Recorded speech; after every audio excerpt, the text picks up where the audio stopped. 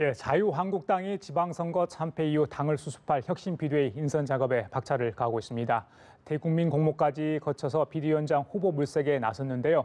과연 어떤 인물이 위기에 찬 한국당의 구원투수로 등판할지 관심이 집중되고 있습니다.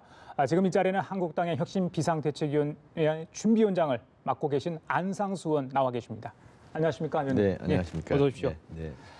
제가 듣기로는 가장 바쁘시면서 또 기자들한테 가장 인기가 있다. 요즘에 그런 얘기가 들리던데. 전화를 많이 하니까요. 예, 바쁘신 와중에 나와주셨습니다. 예. 예. 아마 비대위원장 후보 누가 될지 가장 궁금해서 아마 전화를 많이 할 것 같은데. 그렇습니다. 이번에 대국민 공모까지 하지 않았습니까? 예. 좀 숫자를 정확히 알고 싶어요. 몇 분이 공모를 한 겁니까, 정확히? 공모는 예. 105분이에요. 예. 그러니까 전체 추천인은 1,200명인데 예. 우리 위원장을 105명, 비대위원을 90명, 나머지는 한 50명 정도는 장난 이렇게 돼 있는데 이제 예. 중복된 분들이 있어가지고 예. 그래서 어찌 됐든 국민들한테 관심이 있구나.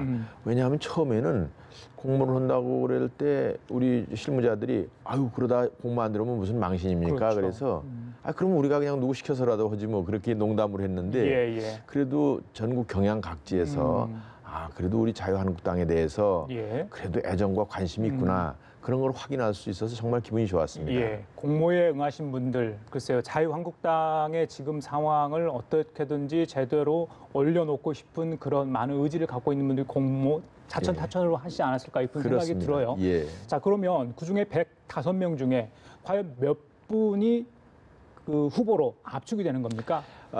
이제 저희들이 원래 한 30여 분이 있었습니다. 예. 원래 압축된 분이. 예. 그래서 그분들을 포함해서 130여 분인데 그게 이제 아무래도 중복되는 분들이 계셔서 이제 초기에 뭐 한 120명 정도 선에서 이제 한번 쭉 봤는데 예. 이제 역시 이제 각 분야에서 상당한 전문가들이고 명망가들이긴 하지만 우리 이 당의 어떤 통합과 개혁을 해서 국민들한테 새로운 제1야당의 메시지를 전해주는 변화를 이끌 만한 그런 뭐랄까 그런 능력과 경력, 상징성 가진 분들은 그렇게 많은 건 아니죠. 솔직히 예. 그래서 예. 일단 뭐 10명 내외로 지금 압축해 놓고 있는 그런 상태입니다. 10명이요? 예. 이미 압축이 된 겁니까? 그렇습니다. 예, 그렇군요. 어제 회의를 통해서 우리 예. 준비위원들이 같이 압축을 했습니다. 굉장히 궁금한데요. 그래요. 자, 그리고 이제 내일 의총이 있는데 일각에서는 이제 그 10명이 저도 궁금하지만 예. 한국당 당내에 있는 국회의원들분도 굉장히 궁금한데 이름을 모르겠다, 좀 답답하다 이런 이야기도 있는데 뭐 일부러 이렇게 공개가 안 되는 겁니까? 왜냐하면 공개가 되면은 이게 일이 헝클어지게 되죠. 본인은 한다고 그럴 수도 없고 안 한다고 그럴 수도 예. 있고 이게 뭐 저희들이 공식으로 제안한 건 아니니까 예. 그렇게 되면 이제 또 그분들도 난처한데 또 다른 분은 아니 그럼 내가 저 사람이 그만둔다고 그런 걸 내가 또 맡아서 하나 이렇게 되니까 예. 굉장히 어려운 일이에요 이게 지금. 그래서 이걸 어떻게 이거를 우리가 이분들을 우리 의원님들하고도 잘 이렇게 교집합이 되게 뜻과 의원님 뜻과 교집합이 되게 해서 그냥 얼음 얼듯이 예. 한 분으로 압축을 시킬 수가 있을까를 예. 지금 계속 그 고민하고 앉았습니다. 여기 좀 대기하고 있다가도 제가 이걸 어떻게 해야 되나 예. 그런 고민을 하고 그래요. 이 있었습니다. 비대위 구성에는 우리 준비위원장님께 정권을 주겠다 하고 김성필 대표 원안대행 이야기를 했던 것 같습니다. 그렇습니다. 직접 지금 비대위, 그러니까 10명을 압축된 분들을 우리 위원장께서 찾아뵈면서 만나고 계시는지 어떻습니까? 본인도, 그러니까 평양감사가 본인도 싫으면 안 하는 거 아니겠습니까? 그렇습니다, 어떻게 이제. 지금 만나고 계시고 또 안 아직은- 하겠다면 어떻게 좀 설득을 하고 계시는지 그분도 궁금합니다. 아직은 이제 제가 직접 만나고 있지는 않고 그렇습니까? 대개 이제 지금 뭐 추천되신 분들은 직간접적으로 추천인이 있습니다. 그래서 우선 제가 타진이 가능하고 예. 또 그분들은 그래도 의향이 있었기 때문에 예. 신청을 한 것이기 때문에 예. 일단은 우리가 뭐 압축되기 전에 굳이 이 수용을 할 거냐 저희들의 제안을 이런 얘기를 안 해도 된다고 이런 생각을 하고 있고 예. 일단 의총 전후에서 더 압축을 하고 아마 통과가 이렇게 될 만한 분들을 잘 저희들이 고려해서 예. 그때부터 이제 직접 뵙든지 해서 본격적인 수용 여부를 이제 여쭤봐야죠. 예. 방금 전에 잠깐 뭐 인선 배경, 기준 정도 이야기를 하셨던 것 같은데, 네. 그러니까 위원장님이 갖고 있는 인선 기준과 또 이제 자유한국당을 지지하는 분들, 또 당원분들, 현직 의원분들이 갖고 있는 인선 기준과 판단의 어떤 그런 배경들이 있을 거 아니에요. 저분이 꼭 모셔야 되겠다 하는 어떤 걸 보고 계십니까? 주로? 지금 아시다시피 우리나라가 지금 좌파 정권이 들어서서 경제에 어려움을 겪고 있습니다. 예. 이게 뭐 금단 현상이라고 할 수 있을지 아니면 실제로 굉장한 침체 기간인지를 아직 모르고 있지만 저는 후자라고 보고 있습니다. 지금 세계적으로 우파 정권이 많이 자리를 잡고 있고 좌파 경제는 많은 실패를 거듭해 왔는데 이번에 이제 일단 문재인 정권에서 그런 시험을 하는 것으로 저희들이 인식을 하고 있고 따라서 이러한 부분 또 그리고 이제 안보에 관해서도 지금 평화 체제로 가는 건 좋은데 과연 우리가 이게 물살 틈 없는 어떤 혹시 잘못된 점에 대해서 우리가 대비를 해가느냐 이런 거에 대해서 국민들이 걱정이 많습니다. 따라서 우리는 우리 그런 것을 걱정하는 우리 국민들을 대변하는 보수 우파의 자유한국당이 튼튼해져야 나라가 발전하고 국민들이 걱정을 안 한다 이런 차원에서 예. 우리 당을 이제 재건을 해야 되는데 이런 것에서 지금 참 송구스럽게도 불편한 진실은 우리가 계파가 분명히 존재한단 말씀이죠. 그래서 이것을 어떻게든지 통합을 해야 됩니다. 예. 또 통합이 되도록 하는 리더십이 필요하죠. 예. 저 양반이 왔으면은 뭐 우리가 우리끼리 싸우지 않아도 되겠다. 이런 예. 상징이 될 만하거나 능력이 되는 분이 오셨으면 좋겠다 하는 것이고 예. 그다음에 그러면서도 또한 개혁을 해야 되는 것이죠. 국민들의 눈높이에 맞도록 개혁을 해야 되는 그런 또한 그 개혁 정신과 리더십. 그러면서 지금 어찌됐든 지도자로서 우리나라 경제의 어려움이라든지 당면한 과제들을 그래도 리더의 입장에서 이런 것을 잘 지도하고 헤쳐나갈 수 있는 예. 그런 분이니까 사실 뭐 간단한 주문은 아니죠. 그렇네요. 개혁 또 통합의 리더십, 예. 또 경제적 어떤 식견들, 예. 경륜은 어떻습니까? 일각에서는 결국 돌고 돌아 올드보이들이 돌아오는 거 아니야 이런 지적도 있고. 이제 표현을 올드보이라고 그래서 예. 저도 이제 그것을 참 그런 표현을 듣기가 좀 예. 뭐 이렇게 썩 언론에서 뭐 유쾌하진 그렇게, 않은데 예, 자주 쓰다 보니까 그렇지. 이제 이 부분을 이제 굳이 둘로 나눈다면 젊고 신선한 뭐 좀 새로운 그런 뭘 좀 보여줘야 되는 거 아니냐 예, 이런 예. 주문이 있단 말이에요. 그런데 이게 무슨 대통령 선거라든지 이런 때 같으면 좀 이렇게 이벤트를 해가지고 젊은 사람들한테 그냥 쫙 해서 관심을 이렇게 쏟게 해가지고 어떤 설파할 수 있는 그런 경우가 있을 수 있는데 이것은 그냥 아주 어려운 여러 가지 난마와 같이 얽혀 있는 어떻게 보면 그것을 궤도난말을 하든지 실타래 좀 풀든지 하는 그런 그 노하우와 리더십이 필요한 거거든요. 예. 그래서 그거는 젊음의 리더십보다는 그래도 경륜이 더 필요하다라는 것이 이제 저희들이 지금까지 해온 뭐 방향성이라고 그럴까 예. 그렇습니다. 그래서 아무래도 그리고 제일 중요한 것은 뭐 우리들의 일이긴 합니다만 우리들 스스로 이분의 말씀이라면 다 같이 좇자 따라가자 팔로워십이 생기는 예. 그러한 방향의 예. 어떤 분위기가 형성이 돼야 된다는 것이 저희들 생각입니다. 그래요. 경륜이라는 게 단순히 나이만은 아닐 겁니다. 물론이죠. 예. 그래서 예. 일각에서 뭐 40대 현직에 있거나 아니면 원내에서 굉장히 자유한국당 애정을 갖고 있는 분을 모실 수도 있다는 이야기인데 뭐 김세연 의원 얘기가 좀 부상이 되는 것 같아요. 혹시 뭐 후보군에 뽑혀 있는지 모르겠습니다만은 어떻게 보십니까? 아주 좋은 그런 인재이긴 합니다만은 저희들이 이제 좀 그 현재 걱정하는 것 중에서는 역시 좀 어찌됐든 계파 성향으로 이렇게 비춰질 수 있는 그런 분들은 아무래도 우선순위에서 좀 떨어지는데 예. 그런 것들이 이제 좀 말씀하기 어려우신 거는 좀 알겠습니다. 예, 알겠고요. 그 최근에 이제 그 후보군으로 나오기 전에 이국정 교수도 그렇고요. 글쎄요, 이게 과연 적합한 인물인지를 두고 그건 뭐 우리 시청자분들 판단하겠지만 자꾸 이제 후보 인물들이 거론되다 보니까 다 황당하다는 반응을 직접 내놓은 분도 있었고요. 예. 또 약간의 희화한 부분도 있었어요. 이게 예. 굉장히 중요한 문제지 않습니까? 예. 그런 부분은 어떻게 봐야 됩니까? 그거는 사실 뭐 저희들의 실수도 있었습니다만은 뭐 일종의 참 죄송한 얘기지만 해프닝성인데 저희들이 이제 논의 초기에 우리가 인재풀 어떤 모셔오는 분들에 대해서 스펙트럼을 좀 넓히자. 우리요 그냥 맨날 거론되는 우물 안에서 뭐 몇몇 사람이 아니라 스펙트럼을 넓히자 그러면 뭐 보수라든지 또 어떤 다른 분야라든지 예. 이런 참 진보라든지 죄송합니다. 다른 어떤 분야에 있어서도 거장들은 와서 뭐 잘할 수 있지 않느냐 이런 차원에서 이렇게 거론이 됐는데 그 부분이 또 이제 우리 기자님들하고 이야기하다 보면 또 기자님들이 재주가 좋잖아요. 슬쩍 한 말도 그냥 그거를 그냥 우리가 그분을 추천한 것처럼 해가지고 그냥 그분들은 또 그냥 이게 무슨 소리냐 해가지고 걱정을 하시고 이러면서 좀 그 우리가 그냥 아무나 뭐 이렇게 하는 거로 되어 있습니다만 그런 것은 아니고 그분들에 대해서 어떤 가치 평가를 하되 우리가 어느 정도까지를 이렇게 다양하게 할 수 있느냐를 고민하는 중에 일환이었다.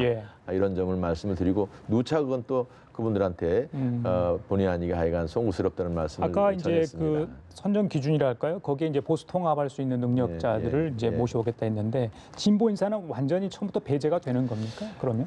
아니 그래서 이제 처음에는 이러저런 말씀이 있었는데 또 이제 저희들한테 의견들이 많이 와요. 뭐 문자에서부터 뭐 여러 가지 방식으로 그런데 역시 이제 저희들 쪽 입장에서 보면은 너무 이 소위 좌편향이랄까. 너무 우리 당과의 색깔이 너무 차이 나는데 이거를 어거지로 같이 외연을 넓히는 듯하는 것보다는 우리의 보수 우파들에 대한 단결과 어떤 소통, 화합을 하고 거기다가 이제 플러스 알파를 해서 외연을 넓히는 것이 더 좋겠다. 이런 식이 돼서 아무래도 그렇게 되면은 해당이 조금 줄어들죠.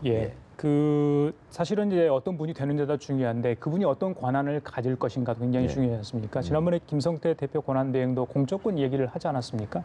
글쎄요, 이 칼자루를 직접 쥐어줄지 그분은 어떻게 우리 위원장께서 보고 계십니까? 이제 이 비대위원장이라는 것은 평상시 대표보다 약간 더 비상이니까 큰 권한을 가질 수도 있다는 것을 의미하는데 물론 모든 것은 또 전국위원회에서 통과가 돼야 됩니다. 중요한 결정을 하는 것은.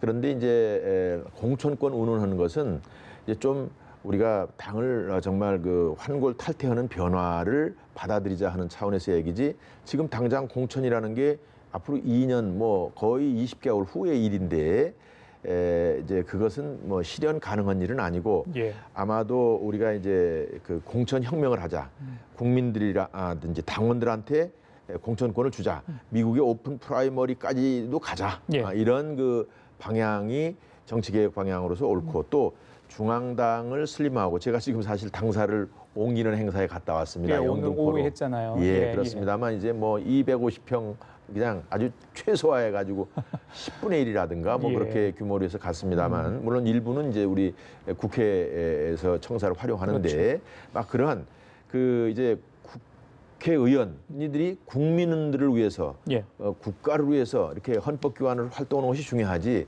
당의 당인으로서의 어떤 활동이나 역할은 이제 많이 슬림화하고 중앙당이 공천을 좌지우지해서 정치를 무슨 사당화하는 그런 것을 이번 기회에 아주 발본색원하자 그런 의미의 일환인데 그냥 단어가 거기에만 꽂혀가지고 공천권을 준다 이렇게까지 나간 것이죠. 알겠습니다. 그 일단 이번 주말 안에는 분명히 한 분이 이제 최종적으로 선정이 되는 거죠. 그렇습니다. 내일 의총에서 그 부분이 논의가 될 것 같고요. 논의되죠. 그런데 아까 말씀하신 것처럼 계파 갈등이 분명히 있는 거 맞지 않습니까? 자, 논의가 됐는데 내일 의총의 결과에 따라서 17일 전국위원회도 사실 제대로 될까? 거기에 대해서 우려하는 부분도 분명히 있어 보이는데 어떻습니까? 어떤 의견들이 좀 나올지 이걸 또 제대로 좀 정리할 수 있을지 안 그러면 이게 또 다시 또 지연되고 미뤄질 수도 있지 않습니까? 그렇게 돼서는 안 되고 그렇지는 않을 겁니다. 다만 우리가 이제 일부 목소리가 계속 다른 목소리가 있어요. 그건 꼭 뭐 계파 문제만뿐이 아니라 어떤 특정 부류의 어떤 분들이 좀 자기 의견을 강하게 내세워서 그렇습니다만 우리가 만장일치가 되기는 어려울 겁니다. 그렇지만 제가 사전에 어떤 분들이 대개 이제 더 좀 좁혀지면 그런 그 지도자분들하고 당내 사전 협의도 하고 그래서 의원총회에서 이제 무사히 잘 되도록 하고 조금 더 문제가 아직도 정리가 덜 됐다면 주말이라도 더 좀 이렇게 조율을 해서 그런 일이 안 생기도록 하겠습니다. 제가 마침 전국위원회 의장이기도 합니다. 그러세요? 그 사실 이거 뭐 처음에 이 질문을 드렸어야 할지도 모르겠습니다. 삼선의 국회의원이시고 또 인천시장을 재선하셨지 않습니까? 지금 자유한국당의 상황 한마디로 표현하면 어떤 상황입니까? 지금 보시기에 특히 준비위원장 맡으시면서 쭉 이렇게 보셨잖아요. 어떻습니까? 생각하신 것도 봤던 것보다 더 굉장히 심각하다고 보면 되는 겁니까? 어떻습니까? 이제 그야말로 심각하다면 심각하고 또 아주 쉽게 부르려면 부를 수가 있는 게 약간 이제 쾌도난마라는 표현도 썼습니다만 실타래가 이렇게 엉켜져 있을 때 쉽게 푸는 방법이 뭐냐? 딱 치면은 그냥 그 해결된다 이런 게 쾌도난 말 아니에요? 그런데 이게 어떻게 보면 아주 쉬운 문제일 수 있습니다. 그냥 그래 지금까지 서로 이래서 네가 잘못했고 이래서 네가 잘못했고 저래서 잘못했고 이제 박 대통령 탄핵 이후에 더 그게 심화됐다는 말씀이에요. 그런데 다 지난 일을 우리가 덮고 정말 미래를 위해서 가자.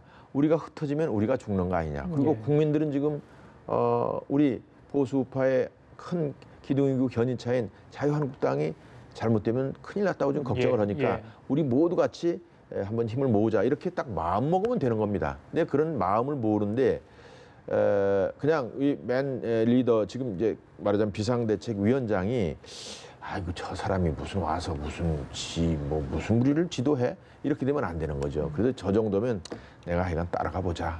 이런 팔로워십이 발현될 수 있는 그러한 리더십을 구성을 하면 눈 녹듯이 사라질 수가 있는 겁니다. 마치 부부싸움과 같아요.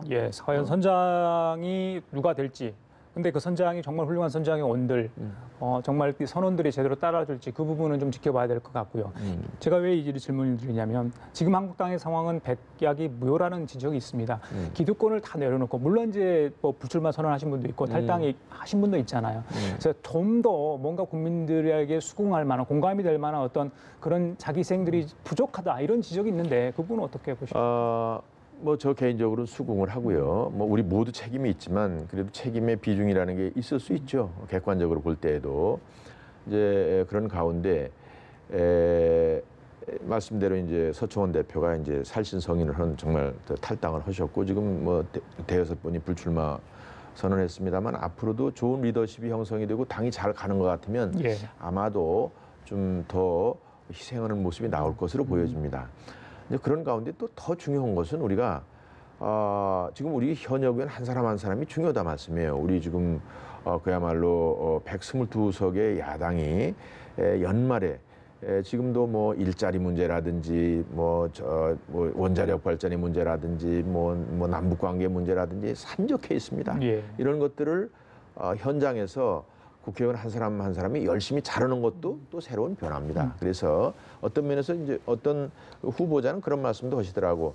그걸 가서 뭐 인적 청산을 바로 하는 것보다도 소위 지금서부터라도 기준을 엄격히 해서 얼마나 철저히 국회의원으로서의 그 역할을 잘 해내느냐 이런 것도 평가를 하고 지난 과거사에서 뭐 국정농단 등의 관련이 있든지 잘못된 부분이 있으면 그런 부분도 엄격하게 이제 공천에 반영을 해가지고 자연히 이렇게 인적 청산이 되는 그것도 방법이 아니냐 그런 말씀도 하셔서 뭐 그것도 이렇게 엄격하게 잘만 적용이 된다는 확신이 있으면 그것도 방법이겠다 이런 생각을 했습니다. 그래요. 오늘 여의도에서 이제 영등포로 당사를 이전했는데 마침 이제 홍준표 전 대표가 미국으로 떠났습니다. 물론 페이스북을 통해서 여러 가지 자기의 어떤 개인적인 정치 의견을 마지막으로 남기고 갔고요. 또 여러 가지 인터뷰를 통해서 이야기도 했고요. 한국당은 더 아픔을 겪어야 한다. 더 치열하게 노선 투쟁을 해야 한다. 뭐 이런 이야기를 많이 했습니다. 글쎄요.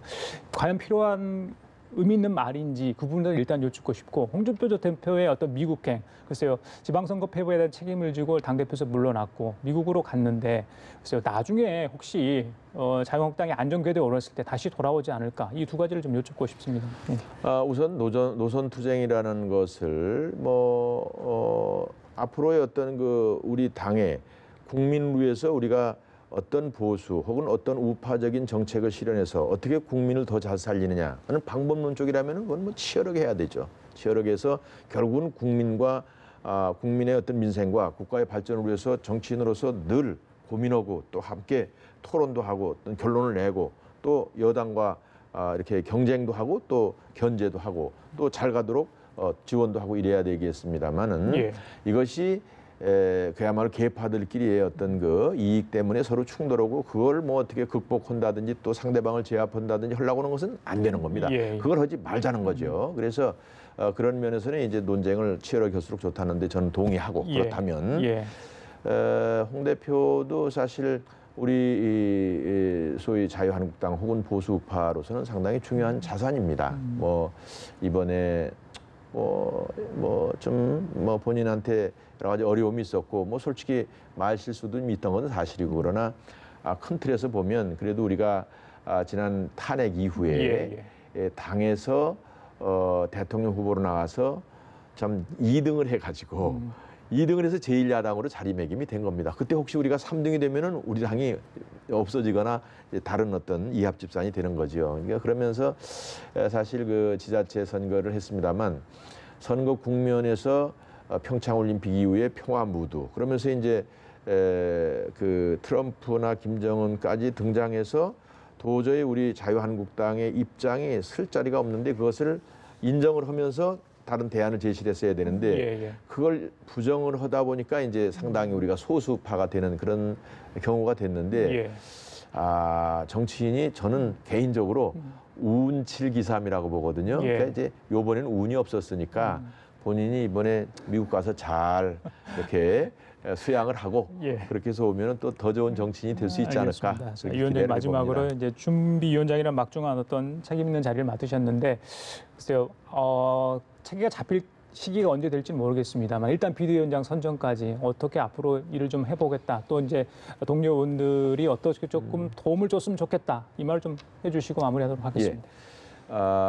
뭐 사실 준비위원장이라는 게 지금 그 비대위 체제가 여당 야당을 불문하고 여러 번 있었는데 처음입니다.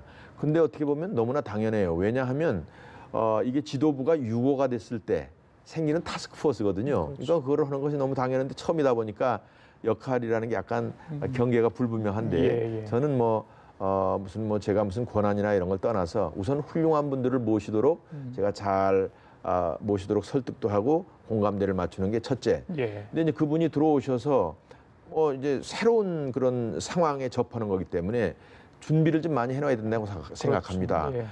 그분이 와서 해야 될 일을 선택을 해서 요런 걸 해야 되는데 어떤 걸 선택해서 하시라든지 그러기 위해서는 어떤 사람이 있는데 이만한 사람인데 어떤 사람을 선택을 해서 하라든지 이런 거는 그래도 준비를 해놔야 된다는 것이고 또 예측 가능하게 해야죠. 그거는 이제 의총이나 이런 데서도 이제 확인이 돼야 되겠습니다만 6개월을 하실지 혹은 얼마를 하실지 이런 것들을 해서 얼마를 하실 테니까 어떤 일을 주로 하시는 것이 좋겠습니다. 뭐 이런 것들을 그래도 말씀을 드려주고 그분이 판단하여서 리더십을 발휘할 수 있도록 하는 것이 제 임무라고 생각합니다. 알겠습니다. 마음속에 염두에 두신 분 한 분 정도는 계시죠?